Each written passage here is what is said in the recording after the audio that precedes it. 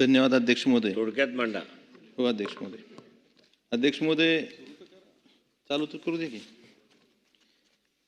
26-27 अर्थसंकल्प बोलण्यासाठी मी उभा आहे.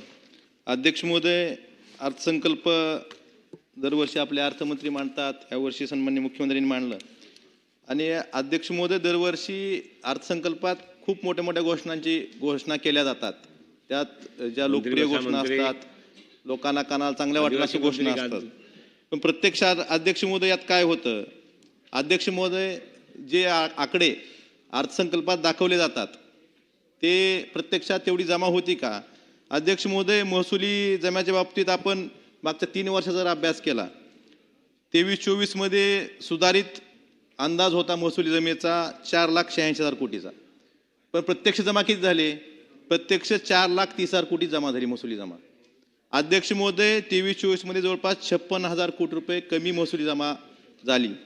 त्याचबरोबरीनं 24-25 अर्थसंकल्पात सुधारित जो अंदाज दिला होता तो 5,36,000 कोटीचा होता महसुली जमेचा. पण प्रत्यक्ष जमा झाली 4,81,000 कोटी. म्हणजे जवळपास 55,000 कोटी रुपये महसुली जमा कमी झाली. अध्यक्ष महोदय, यावर्षी आपण सुधारित अंदाज दिलेला आहे 25-26 सुधारित अंदाज होता आहे 6,01,000 कोटीचा. मग त्यात प्रत्यक्ष किती जमा होणार हाही प्रश्न आहे. अध्यक्ष महोदय, आपण 26-27 साठी सांगितलं की महसुली जमा आपली 6,16,000 कोटी अंदाज आहे. सुधारित मध्ये हा आकडे वाढतात. खरं तर सुधारित ज्यावेळेस आपण अंदाज व्यक्त करतो त्यावेळेस प्रत्यक्ष वास्तविक आकडे आले पाहिजेत.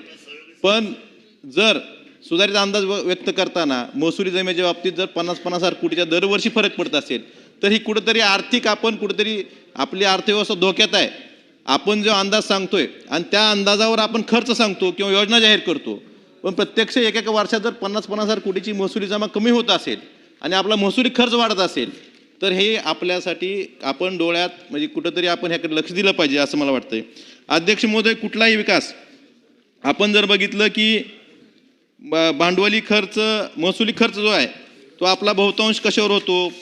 अनिवार्य जे खर्च आहेत, पगार असेल, निवृत्ती वेतन असेल, व्याज असेल किंवा कर्जाची परतफेड असेल. परंतु अध्यक्ष महोदय, सगळ्यात महत्त्वाचा जर कुठल्याही राज्याचा विकास जर बघायचा झाला किंवा राज्याचा विकास जर व्हायचा असेल तर भांडवली खर्चावर आपण किती खर्च करतोय.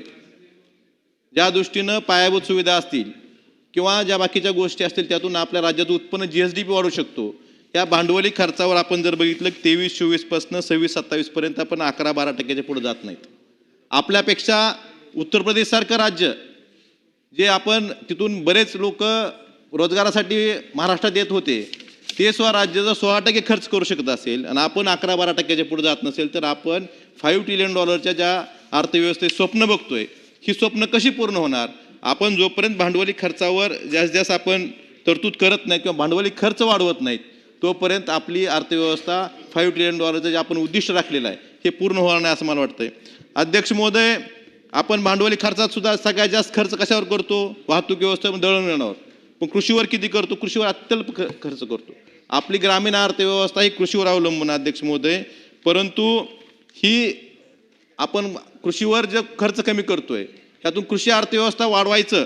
अध्यक्ष महोदय, परवाच मुख्यमंत्र्यांनी परवाच्या भाषणात सांगितलं की कृषीच्या बाबतीत आपण जी आपली अर्थव्यवस्था $500 अब्ज करायची. अध्यक्ष महोदय, मला आपल्याला विचारायचं आहे, आपण कृषीवरली तरतूद जर कमी करत असू तर ती अर्थव्यवस्था आपली $500 अब्ज पर्यंत 2047 कशी जाईल? आपण 24-25ला जे कृषी विभागासाठी तरतूद केली होती ती 25-26 मध्ये त्यापेक्षा कमी केली आणि 26-27 मध्ये पण 24-25 पेक्षा तरतूद कमी आहे. तर $500 अब्ज पर्यंत आपली 2047 पर्यंत कृषीची अर्थव्यवस्था आपण करण्याचा जो उद्दिष्ट ठेवलेला आहे हे पूर्ण कसं होणार? अध्यक्ष महोदय, आपण मुख्यमंत्री महोदयांनी या ठिकाणी एक सगळ्यात महत्वाची घोषणा केली कर्जमाफीची, पुण्यश्लोक अहिल्यादेवी होळकर यांच्या नावानं. पण अध्यक्ष महोदय, या योजनेमध्ये मला आपल्याला सांगायचंय की मुख्यमंत्री महोदयांनी सांगितलं की 30 सप्टेंबर 2025ला जी थकीत कर्ज असतील त्यांना आपण कर्ज देऊ. पण आपल्याला आठवण करून द्यायची 31 मार्च महिन्यात मागच्या 2025च्या मार्च महिन्यामध्ये सरकारच्या वतीनं असं सांगितलं गेलं होतं की कर्जमाफी आता होणार नाही, तुम्ही कर्जाची चालूबाकी नवजुनं करून घ्या. मग सरकारच्या वतीनं सांगितलं गेलं त्यामुळे शेतकऱ्यांनी कर्जमाफीचं आपले कर्ज जे होतं शेतकऱ्यांचं ते त्यांनी नवजुनं करून घेतलं. एकतर शेतकरी 31 मार्चला नवजुनं करून घेतात किंवा 30 जूनला करून घेतात. मग अशा वेळेस तुम्ही सरकारच्या वतीनं सांगता की कर्जमाफी होणार नाही, तुम्ही तुमच्या कर्जाचं नवजुनं करून घ्या, कर्ज परतफेड करून घ्या. पण नंतर तुम्ही आता सांगता की 30 सप्टेंबरची डेडलाईन धरून या ठिकाणी जे थकीत असतील त्यांना आम्ही कर्जमाफी देऊ. अध्यक्ष महोदय, अर्थसंकल्प जर बघितला यात कुठलीही तरतूद दिसून येत नाही. ही कर्जमाफी लागू कधी करणार, ह्यात पात्र शेतकरी कुठले? आपण बघतोय की 19 मध्ये माननीय उद्धवजी ठाकरे साहेबांनी कर्जमाफी 2 लाखापर्यंत केली होती. पण जसं त्यावेळेस 2 लाख केली होती, आपण कर्ज राज्याचं वाढतंय, प्रत्येकाचं कर्ज वाढतंय, मग शेतकऱ्यांचं कर्ज वाढलं नाही का? मग तो आकडा 2 लाखावरनं आपण का वाढवला नाही, ह्याचं उत्तर आपण दिलं पाहिजे. अध्यक्ष महोदय, कर्जमाफीच्या बाबतीत फक्त पीक कर्ज माफ करणार आहेत का आपण? पात्र शेतकरी म्हणजे कोणते, त्यांचे निकष काय, ह्याबाबत कुठली स्पष्टता नाही. अध्यक्ष महोदय, यात जर कर्जमाफी तुम्हाला खरीच करायची असली तर तुम्हाला पीक कर्जच नाही तर बाकीचे जे शेतकरी शेतीपूरक व्यवसाय आहेत, दुग्ध व्यवसाय असेल, पॉलिहाऊस असतील, ह्या सुद्धा कर्जाची माफी शेतकऱ्यांची झाली पाहिजे. आणि ही कर्जमाफीची मर्यादा 2 लाखाची वाढवून 5 लाखापर्यंत केली पाहिजे. आणि जे नियमित कर्ज परतफेड करणार आहेत त्यांची सुद्धा दरवेळेस 50,000 सरकार देतं, त्यांना पण मदत वाढवून दिली पाहिजे. त्यामुळे ही सुद्धा मर्यादा आपण 50,000हून कमीत कमी 1 लाख रुपये तरी नियमित कर्ज परत करणारा दिली पाहिजे असं मला वाटतंय. अध्यक्ष महोदय, आपण सांगायचं झालं तर कृषीच्या बाबतीत बोलायचं झालं तर आपण 25-26 मध्ये आपल्या भांडवली खर्चाच्या 5.9% तरतूद ठेवली होती आणि 26-27 मध्ये तरतूद वाढवाय सोडून आपण ती तरतूद 5.2%वर आणली. तेलंगणासारखं राज्य 10.1% खर्च करतं, पंजाबसारखं राज्य 9.9% खर्च करतं, पश्चिम बंगालसारखं राज्य 6.8% खर्च करतं आणि आपलं राज्य मात्र मागच्या वर्षीपेक्षा तरतूद कमी करून फक्त 5% कृषी क्षेत्रावर खर्च करतं. मग आपली ही अर्थव्यवस्था, आपली शेतीची अर्थव्यवस्था $500 अब्ज पण जाणार कशी, ह्याचं उत्तर सन्माननीय मुख्यमंत्र्यांनी द्यावं. अध्यक्ष महोदय, दुसरे विभाग आपण बघितलं झालं तर शिक्षणाच्या बाबतीत आपण विचार केला तर महाराष्ट्र राज्य 25-26 मध्ये आपल्या राज्यात शिक्षणासाठी 15.4% तरतूद होती. मग 26-27 मध्ये ही तरतूद वाढली पाहिजे होती, पण ही तरतूद 1% कमी झाली, 14.4% झाली.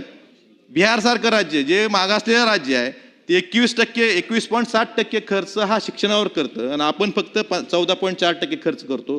ही खरं तर महाराष्ट्रासाठी दुर्दैवाची गोष्ट आहे. राजस्थानसारखं राज्य 18% खर्च करतं. अध्यक्ष महोदय, आरोग्याच्या बाबतीत विचार केला तर नॅशनल हेल्थ पॉलिसीनुसार कमीत कमी 8% हे आरोग्यावर खर्च केले पाहिजेत. आपण खर्च किती करतोय? 25-26 मध्ये आपण आपल्या 25-26च्या सुधारित अर्थसंकल्पामध्ये आरोग्यासाठी आपली 44,517 कोटी रुपयाची तरतूद होती आणि 26-27 मध्ये किती तरतूद केली आपण? 37,456 कोटी. म्हणजे आरोग्यावरील तरतूद आपण जवळपास 16% कमी केली. मग आपल्या सर्वसामान्य माणसाला चांगलं आरोग्य कसं मिळेल ह्याचा आपण विचार केला पाहिजे. अध्यक्ष महोदय, गुजरात सारखं राज्य 8.6% तरतूद करतं आरोग्यावर, राजस्थानचं राज्य 8.4% खर्च करतं. तर आपण या तरतुदी कमी करून आपण विकास कसा साधणार आहोत हेही आपण सांगितलं पाहिजे. अध्यक्ष महोदय, ऊर्जा विभागाच्या बाबतीत सांगायचं झालं तर आपण 24-25 मध्ये 20,000 कोटी रुपये तरतूद होती. 25-26 मध्ये जे सुधारित अंदाजपत्रक होतं आपलं त्यात आपण 37,899 कोटी रुपये तरतूद केली होती. परंतु 26-27च्या आता जे अंदाजपत्रक आपण अंदाज व्यक्त केलेला आहे त्यात तरतूद फक्त 25,215 कोटीची केली.